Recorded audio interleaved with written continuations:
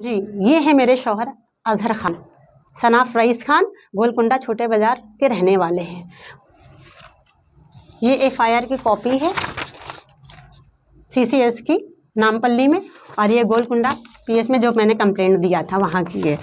अब मुझे आप लोगों से बस एक ही रिक्वेस्ट करती हूँ मैं कि मुझे गुजारा भत्ता नहीं चाहिए। 5-10 हज़ार रुपये गुजारा भत्ते पे नहीं, औरत की ज़िंदगी सिर्फ गुजारे भत्ते से नहीं चलती। अपने हक के लिए लड़िए, और जो है अपने हक, अपने बच्चे के हक के लिए लड़किए।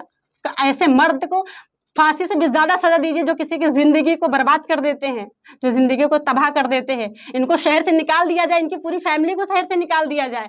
और मुझे हरास करे, मुझे जान से मारने की धमकी दिए, अटैक करवाने की कोशिश की। मैं निहत्ती थी, 1-2 महीने के बच्चे के लेकर मैं कैसे कैसे यहाँ स्ट्रगल कर रही हूँ, अल्लाह रब्बुल इज़्ज़त बेहतर जानता है।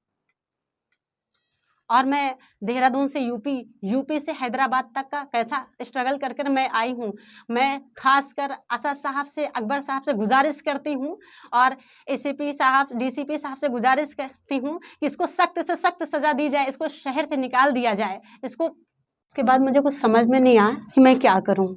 मैं इसका असली चेहरा सामने लाने के लिए मैंने अपने छोटे बच्चे पर मारकर वीडियो भेजाया इसको कि शायद ये बाप है, तड़प कर आएगा।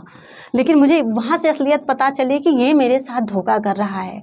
फिर मैंने वहाँ से अपने सूटकेस बच्चे को ली, टिकट कराई देहरादून से लखनऊ से। फिर मैं हैदराबाद पहुँची, कैसे कैसे पूछताछ करते हुए पहुँची। पहुँचने के बाद यहाँ आने के बाद भी 4 दिन तक रुक कर मैंने उसको मौका दिया, जो भी बात है आकर सामने नहीं आया। डराता रहा, क्या कर लेती। हमारे साथ MIM के लोग हैं, लीडर्स हैं, कौसर मोहिनुद्दीन MLA साहब है, सब पता नहीं क्या क्या बोलकर डराता रहा। खैर मुझे नहीं पता, लेकिन फिर मैं मजबूर होकर मैं गोलकुंडा PS को गई। वहाँ पर मैंने कंप्लेंट दिया। पहले दिन तो मेरे साथ बहुत अच्छा सलूक किया गया, लेकिन दूसरे दिन जब मैं पहुँची तो मेरे पास कॉपी है। उसके बाद फिर जो है दूसरे दिन पहुंची, मैं सुबह 10 बजे के गई। मैं फीडिंग मदर हूँ, बच्चे को दूध पिलाती हूँ। मैं सुबह से भूखी प्यासी वहाँ पे बैठी रही। सबका नंबर आता था, मेरा नंबर ही नहीं, क्योंकि शायद वहाँ थाने के अंदर किसी का प्रेशर पड़ चुका था। अब उसके बावजूद भी फिर रात 10 बजे वहाँ के लोग आए, कुछ लीडर्स को लेकर आए, और उनका मामा मोहम्मद नदीम लेकर आया डराने के लिए। दोबारा PS में नको आओ, ये कर देता वो करता, सर्कल साहब के सामने। मैं वहीं पर बोली क्या कर लेते, मार देते। तो बाहर लेकर गया, मुझसे कह रहा दोबारा न कहो, जान से मार देता, वैसे मार देता, वैसे कहता। बहुत तरह से मुझे टॉर्चर किया, गालियाँ दी। और एक नाम और है आजम खान, जो लंगर हाउस के रहने वाले हैं। उन्होंने मुझे कैरेक्टर लेस पता नहीं क्या क्या बोला, बहुत ही गंदे गंदे अल्फाज यूज़ किए। फिर मुझे सर्कल साहब ने बोला कि आप वुमेन पुलिस स्टेशन में जाइए, वहाँ पे कंप्लेंट दर्ज कराइए। मैं वहाँ पर गई, अपना कंप्लेंट दिया, फिर FIR हुआ।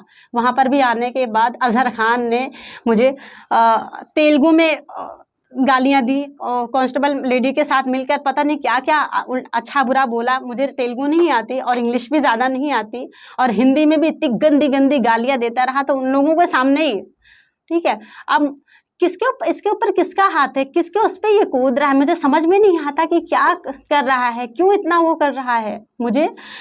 इसने मुझसे शादी नहीं की, इसने मुझसे साजिशन रेप किया है, मेरा रेप।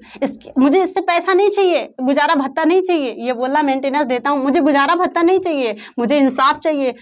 इसको जेल भेजाया जाए। इसको 7 साल के लिए जो रेप की सजा होती है, वो इसने साजिशन एक रेप किया है मेरे साथ। इसने शादी करने वाले छोड़कर नहीं जाते हैं, शादी करने वाले छोड़। मुझे तेलंगाना पुलिस से मैं ये अपील करती हूँ, खासकर असद साहब से, अकबर साहब से अपील करती हूँ कि मैं आपकी स्पीचेस बहुत सुनती थी, आपकी हिम्मत पर मैं आई, लेकिन यहाँ आकर पता चला। अस्सलाम वालेकुम रहमतुल्लाहि व बरकातहू।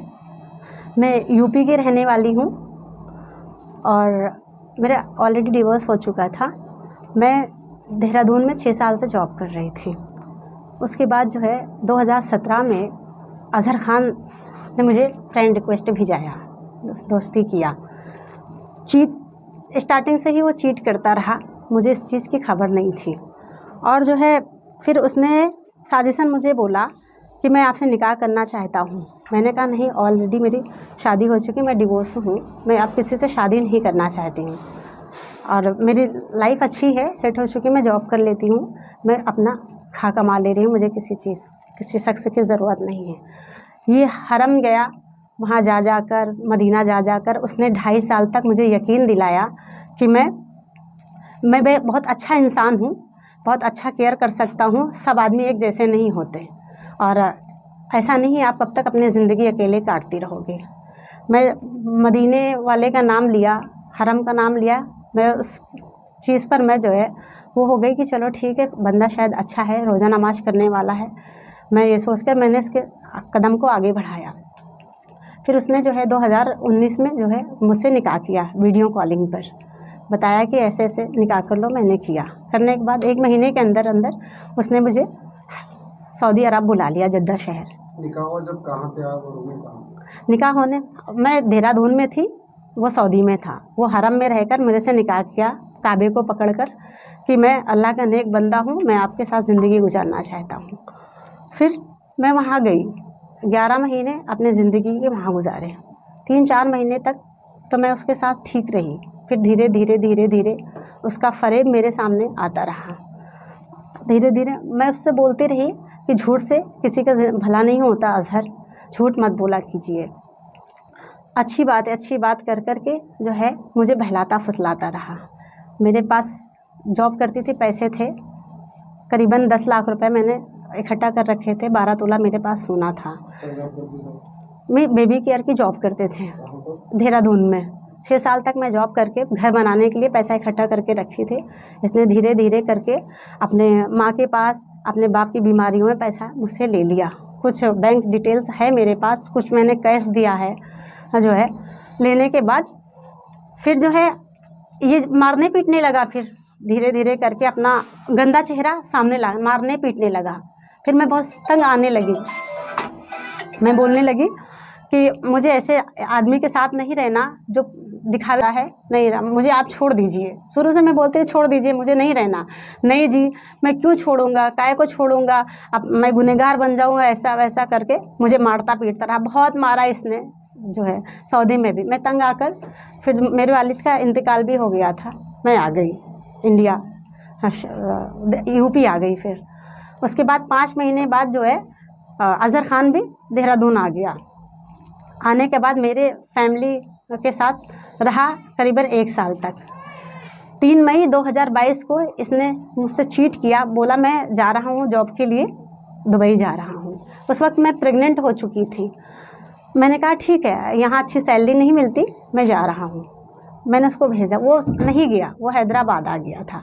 अगर उसको अपनी फैमिली के पास जाना था तो वो बता के भी जा सकता था। वो चीट करके क्यों गया कि मैं अपनी फैमिली के पास जा रहा हूँ। रहने जाने वालों को वैसे भी कोई रोक नहीं सकता, ठीक है। उसके दोस्तों के थ्रू मुझे पता चला कि वो आउट ऑफ कंट्री नहीं है, वो इंडिया में ही है। मैं जब फ़ोन कर रही थी तो वो इधर उधर की बातें घुमाता था कि नहीं जी, कौन तुम्हारे को भड़का रहा, कौन ऐसा कर रहा। कुछ दोस्तों का नाम भी बताना चाहती हूँ मैं, सैयद सुहेल है और आकाश, इनका बहुत अच्छा बचपन का दोस्त। उनके थ्रू मुझे पता चला कि ये हैदराबाद के अंदर है। मैं उससे बोलती रही कि आप मुझे किसके सहारे छोड़कर गए हो, ऑलरेडी मैं यतीम हूँ, मेरे माँ बाप नहीं हैं, भाई बहन हैं, सब अपने लाइफ में बिज़ी हैं, मैं किसी पर बोझ नहीं बनना चाहती थी। ये सोचकर मैं शादी करी जो है। उसके बाद जो है मुझे इतना टॉर्चर करने लगा, इतना परेशान कर, मैं प्रेग्नेंट है, मैं कहाँ जाती, किसके ऊपर रहती जो है। मैं इसको फ़ोन करती रही, अगर मैं प्रेग्नेंट हूँ, मैं ऐसी हालत में, ना मेरे पास घर है ना पैसा है, मैं किसके ऊपर रहूँ। हाँ जी, आता हूँ करके ऐसे टालता रहा। मैं तंग आकर मैं अपनी बहन के घर, बड़ी बहन के घर ऊँचाहार चली गई। उनके वालिदा के घर गए आप? नहीं, वो मुझे सिर्फ चीट करता रहा कि इस महीना ले जाऊंगा, अगले महीना ले जाऊंगा, अगला। और उनके फैमिली वाले भी मेरे से काफ़ी पैसा लिए फ़ोन के ज़रिए, बोलते फ़ोन हाँ दे दो पैसा का। जब पैसा मेरा ख़त्म हो गया, सब कुछ ले लिया, तो जब मैं उनको अपने एक्सेप्ट करने के लिए बोलते थे, शुरू काय को एक्सेप्ट करती, मार देने की धमकी, काट देने की धमकी, मुझे नीचा गिराया, मुझे कैरेक्टरलेस बोला गया, पता नहीं क्या क्या मेरे माँ बाप को बोले। कैरेक्टरलेस मेरी नंद नाजिया खान, मेरी नंद खतीजतुल कुबरा नाम है, मेरी सास अफरोज़ खान, उन्होंने मेरे माँ बाप को गाली दी जो कि वो मर चुके थे। तो आप ही बताइए मेरे माँ बाप का क्या कसूर था? मेरी अम्मी का इंतकाल 8 साल पहले हो चुका था, मेरी शादी है नहीं रहा, मुझे आप छोड़ दीजिए। शुरू से मैं बोलती हूँ छोड़ दीजिए, मुझे नहीं रहना।